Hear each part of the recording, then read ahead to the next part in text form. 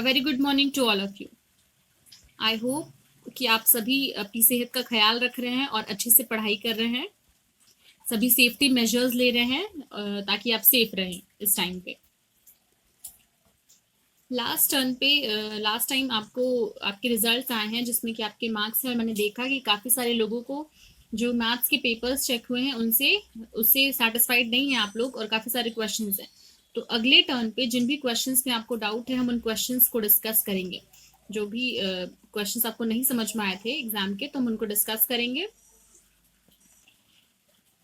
Next thing is कि मैंने आपको कई बार आपसे कहा है कि आपको अपनी कॉपीज कंप्लीट रखनी है, यानी कि जो भी चैप्टर्स आपको पढ़ाए जा रहे हैं उसका जो फेयर वर्क है, यानी कि फेयर कॉपी में आपको जो भी कंटेंट लिखना है वो सारी चीज़ें आपको टाइम टू टाइम कंप्लीट करनी है। जैसे ही आपको लेक्चर भेजा जाता है तो जिस भी एक्सरसाइज का है आप उसको सॉल्व करने की कोशिश करिए और फिर उसको अपनी कॉपीज में नोट डाउन करिए। तो very soon you will have to submit your copies. बहुत ही जल्दी आपको अपनी कॉपी सबमिट करनी होगी। तो मैथ्स का जो भी काम है, जो भी चैप्टर्स हमने पढ़े हैं, वो चैप्टर्स आप अपनी कॉपी में अच्छे से कंप्लीट करिए ताकि जब आपसे कहा जाए कॉपी सबमिट करने के लिए तो वो आप कॉपीज को सबमिट कर सके। There will be no excuses. जिन भी बच्चों का नाम जाएगा जिनको की कॉपी सबमिट करनी है तो they will submit their copies. So before that you have to complete your copy. तो टाइम से अपनी कॉपीज को कंप्लीट करिए और फर्दर इंफॉर्मेशन कि आपको कब कॉपी सबमिट करनी है वो आपको दे दी जाएगी। लेकिन इसके लिए बहुत इंपॉर्टेंट है कि जो भी बुक वर्क या कॉपी वर्क है आपका मैथ्स का, वो प्रॉपर तरीके से कंप्लीट होना चाहिए। जैसे आप फेयर कॉपी बनाते हैं एकदम सेम तरीके से, अच्छे से साफ सुथरी राइटिंग, क्लियर कंटेंट, और कॉपी आपकी क्या होनी चाहिए, कंप्लीट होनी चाहिए। अभी आज के लेक्चर में हम नया चैप्टर स्टार्ट कर रहे हैं, चैप्टर 10, दैट इज सर्कल। तो जब भी हम ये चैप्टर स्टार्ट करें उससे पहले कुछ बेसिक टर्म्स हैं सर्कल से रिलेटेड जो कि हम पढ़ेंगे। सबसे पहली बात आती है कि सर्कल होता क्या है। ठीक है, अगर आपको सर्कल को डिफाइन करना है कि सर्कल क्या है, तो सर्कल हम उस पाथ को कहते हैं या उस लोकस को कहते हैं, उस रास्ते को कहते हैं जो कि एक फिक्स्ड पॉइंट से हर समय बराबर दूरी पे होता है। यानी कि मान लीजिए अगर ये सर्कल है तो इसका मतलब ये हुआ कि ये एक फिक्स पॉइंट है, सेंटर जो होता है वो फिक्स पॉइंट है। अब यहाँ से ये जो डिस्टेंस है, ये डिस्टेंस वो हमेशा सेम रहेगी, यानी कि रेडियस जो है वो हमेशा क्या होगा, सेम होगा। तो सर्कल अगर आपको डिफाइन करना है तो वो उस पॉइंट का लोकस होता है जो कि हमेशा एक फिक्स्ड पॉइंट से फिक्स्ड डिस्टेंस पे होता है। That is a circle is set of all those points in a plane that are given with a constant distance from the fixed point ओ।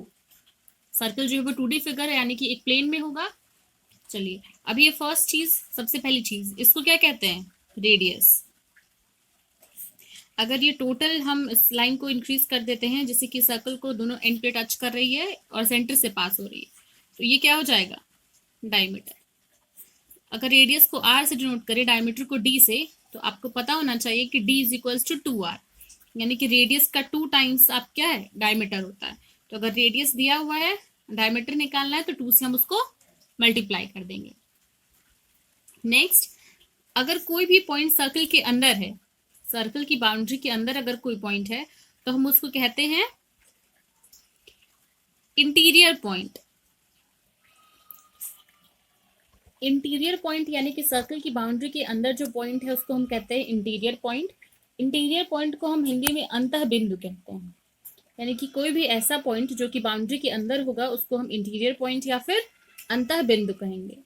अगर कोई पॉइंट इसके बाहर है सर्कल की बाउंड्री के तो उसको हम एक्सटीरियर पॉइंट कहते हैं, या फिर बाह्य भाग में जो पॉइंट है उसको क्या कहते हैं, बाह्य बिंदु। यानी कि ये बाउंड्री के बाहर है और ये जो पॉइंट है वो बाउंड्री के अंदर है। अगला पॉइंट है हमारा सर्कल का सर्कमफ्रेंस। सर्कमफ्रेंस यानी कि परिधि। सर्कल का जो सर्कमफ्रेंस है इसका फॉर्मूला क्या होता है, 2πr, जहां r रेडियस होता है और पाई की वैल्यू हम नॉर्मली 22/7 लेके चलते हैं। जिसको कि अगर हम डेसिमल में लिखें अगर वैल्यूज, तो इसकी डेसिमल में वैल्यूज हम 3.1416 लेके चलते हैं, लेकिन कैलकुलेशन के लिए आप अगर 22/7 लेंगे तो वो भी सही है। नेक्स्ट टॉपिक है circular disc. Circular disc. Circular disc यानी कि गोल चक्रिका क्या होती है? सर्कुलर डिस्क किसको कहते हैं? सर्कल के अंदर जितने भी पॉइंट्स हैं उनको हम क्या कहते हैं? सर्कुलर डिस्क कहते हैं। यानी कि मान लीजिए अगर ये सर्कल है, ये एक सर्कल है, सी इसका सेंटर है, मान लीजिए ओ सेंटर हम ले लें और इसका रेडियस हम आर ले लेते हैं। तो सी यानी कि सर्कल जिसका सेंटर कहाँ है? ओ पे है, और रेडियस कहाँ पे है? आर। यानी कि सर्कल का अगर हम ऐसे लिख रहे हैं तो ये जनरल रिप्रेजेंटेशन है एक ऐसे सर्कल का जिसका कि सेंटर है ओ और रेडियस है आर। तो इस सर्कल के अंदर आने वाले जितने पॉइंट है वो सारे पॉइंट्स का जो कलेक्शन है वो हमें देता है सर्कुलर डिस्क। यानी कि ये पूरा जो रीजन है ये क्या बनाता है? सर्कुलर डिस्क बनाता है। नेक्स्ट हम पढ़ेंगे कॉन्सेंट्रिक सर्कल्स। कॉन्सेंट्रिक सर्कल्स ऐसे सर्कल जिनका कि सेंटर तो सेम होता है लेकिन रेडियाई क्या होता है? डिफरेंट होता है। मान लीजिए हमने ये सेंटर ओ फिक्स कर दिया, तो अब R1 रेडियाई का पहला सर्कल, R2 रेडियाई का दूसरा सर्कल एंड सो ऑन। तो सेम सेंटर पे डिफरेंट रेडियस का जो हम खूब सारे सर्कल्स बना सकते हैं, और ऐसे सर्कल्स को हम क्या कहते हैं?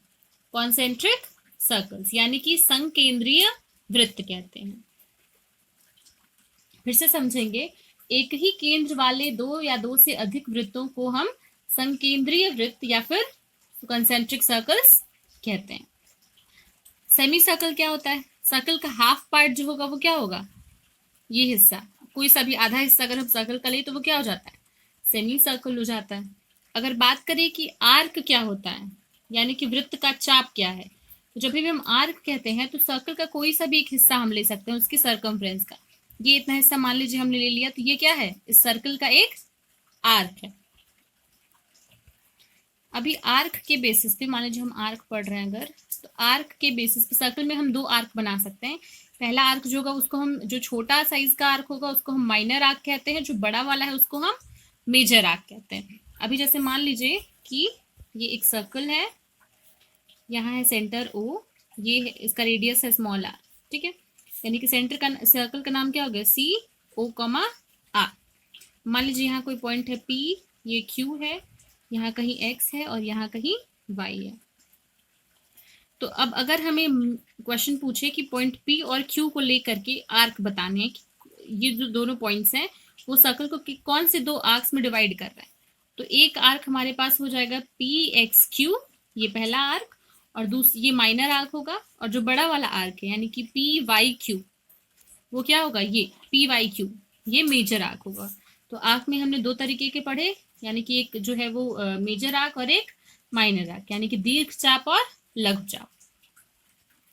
नेक्स्ट चीज है क्लॉकवाइज डायरेक्शन और एंटी क्लॉकवाइज डायरेक्शन। किसी भी सर्कल में मान लीजिए कि हम कैसे डिफाइन करते हैं कि क्लॉकवाइज डायरेक्शन और एंटी क्लॉकवाइज डायरेक्शन क्या होगा।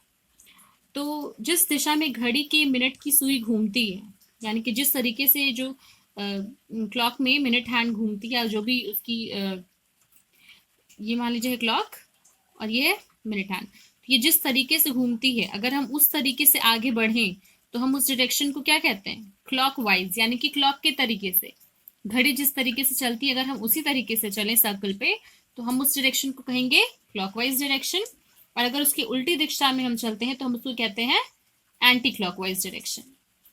क्लॉकवाइज डायरेक्शन को हिंदी में हम दक्षिणावर्त दिशा कहते हैं, और एंटी क्लॉकवाइज डायरेक्शन या काउंटर क्लॉकवाइज डायरेक्शन को हम वामावर्त दिशा कहते हैं।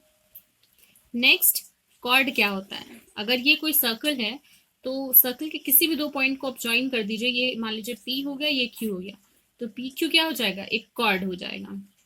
अगर यही कॉर्ड डायमीटर से पास हो जाए, मान लीजिए ए बी, कि अगर कोई कॉर्ड जो है वो डायमीटर से पास हो रहा है तो उस केस में वो कोई कॉर्ड अगर सेंटर से पास हो रहा है तो वो क्या बन जाता है? डायमीटर। और किसी भी सर्कल में डायमीटर जो है वो सबसे बड़ा कॉर्ड होता है। नेक्स्ट डेफिनेशन है सेकेंड की। क्या होता है सेकेंड? कोई भी ऐसी लाइन जो कि सर्कल को दो डिफरेंट पॉइंट्स पे कट करती है उसको हम सेकेंड कहते हैं, और कोई भी ऐसी लाइन जो कि सर्कल को सिर्फ एक पॉइंट पे कट करती है, just at only at one point, that line is known as try to solve rest of the questions. Tangent of a circle भी ऐसे कुछ इंटरसेक्ट क्वेश्चंस करता है हैं सर्कल को चैप्टर सिर्फ और ट्रायंगल सिर्फ से जो आपको एक नहीं पॉइंट समझ पे, में आए हैं, जबकि सेकंड उनको जो आप है वो पूछिए। सर्कल को थैंक यू किसी दो क्लास। अलग अलग पॉइंट्स पे इंटरसेक्ट करता है। नेक्स्ट चीज जो हम पढ़ेंगे वो है सेगमेंट। किसी भी सर्कल में मान लीजिए ये एक कॉर्ड है PQ, तो कोई भी कॉर्ड सर्कल को दो हिस्सों में बांटता है। जो छोटा वाला हिस्सा है उसको हम कहते हैं माइनर सेगमेंट, और जो बड़ा हिस्सा है उसको हम कहते हैं मेजर सेगमेंट। यानी कि a chord divides a circle into two parts और each part is known as segment. If this is the smaller part, then the smaller part is known as minor segment and the bigger part is known as the major segment. Minor और major segment, हम इन दोनों segments को आपस में alternative segment कहते हैं किसी भी सर्कल का। यानी कि अगर हम माइनर सेगमेंट की बात करें तो इसका ऑल्टरनेटिव क्या हो जाएगा, मेजर सेगमेंट। और अगर हम मेजर सेगमेंट की बात कह रहे हैं और कहीं पे वर्ड यूज किया है, टर्म यूज किया गया है ऑल्टरनेटिव सेगमेंट, तो माइनर के लिए मेजर और मेजर सेगमेंट के लिए माइनर सेगमेंट। नेक्स्ट डेफिनेशन आती है साइक्लिक क्वाड्रिलेटरल की। साइक्लिक क्वाड्रिलेटरल को हम चक्रीय चतुर्भुज कहते हैं। अगर ऐसा हो कि कोई क्वाड्रिलेटरल है हमारे पास और उसके जो सारे वर्टेक्स हैं वो ट्रायंगल सॉरी वो सर्कल पे आते हैं, यानी सर्कल के सरकमफ्रेंस पे अगर किसी क्वाड्रिलेटरल के जो एजेस हैं या जो वर्टेक्सेस हैं वो आते हैं, तो हम ऐसे क्वाड्रिलेटरल को साइक्लिक क्वाड्रिलेटरल कहते हैं। यानी कि किसी चतुर्भुज को चक्रीय चतुर्भुज तभी कहते हैं यदि उसके शीर्ष जो है वो कहाँ हो, चारों शीर्ष जो उसके हैं वो किसी वृत्त पर, किसी सर्कल पे स्थित हो। अब यहाँ पर क्या है, मान लीजिए आपने इसको नाम दे दिया ABCD, तो उसके सारे वर्टिसेस इस सर्कल पे हैं, तो यानी कि ABCD कैसा है, एक चक्रीय चतुर्भुज या फिर cyclic quadrilateral. Next thing is medians. Medians क्या होते हैं, तो मान लीजिए आपको एक ट्रायंगल दिया गया है, ठीक है। अब यहाँ से अगर आपको एक लाइन ड्रॉ करें, मान लीजिए इस वर्टेक्स से आप एक लाइन ड्रॉ करते हैं इस तरीके से कि ये दोनों हिस्से बराबर हो जाएं, तो इस लाइन को हम इसका क्या कहते हैं, मीडियन कहते हैं। यानी कि मान लीजिए ये ट्रायंगल है ABC और ये पॉइंट है D, तो AD हम इस तरीके से ड्रॉ कर रहे हैं कि BD और DC आपस में इक्वल है, तो AD क्या है, एक मीडियन है। इसी तरीके से हम यहाँ से एक CF भी मीडियन ड्रॉ कर सकते हैं कि ये दोनों साइड्स आपस में बराबर हो, और BQ भी एक मीडियन ड्रॉ कर सकते हैं इस तरीके से कि ये दोनों साइड्स, ये जो दोनों हिस्से हैं वो आपस में क्या हो, इक्वल हो। तो इसमें AD, CF और BQ ये तीनों क्या हैं, मीडियंस है। इसी तरीके से अगर आपको एल्टीट्यूड ड्रॉ करना है तो एल्टीट्यूड कैसे ड्रॉ करते हैं, किसी भी वर्टेक्स से हम एक ऐसे परपेंडिकुलर ड्रॉप करें जो कि अगले साइड पे क्या है, यहाँ पे 90 डिग्री बना रहा है, तो ये जो है उसको हम क्या कहेंगे कि ये क्या है, परपेंडिकुलर है या एल्टीट्यूड है। इस पॉइंट का एल्टीट्यूड ये हमेशा क्या करेगा, 90 डिग्री बनाएगा यहाँ से। तो ये इस चैप्टर में जो भी सिंपल डेफिनेशन है सर्कल से रिलेटेड, जो भी उसके जो पार्ट्स हैं उनके बारे में डिस्कशन हो गया। इस चैप्टर से जो क्वेश्चंस आपको वीडियोस में एक्सप्लेन किए जाएंगे चैप्टर सर्कल में, तो वही क्वेश्चंस आप अपनी फेयर कॉपी में करेंगे। You do not have to do all of the questions in your fair copy.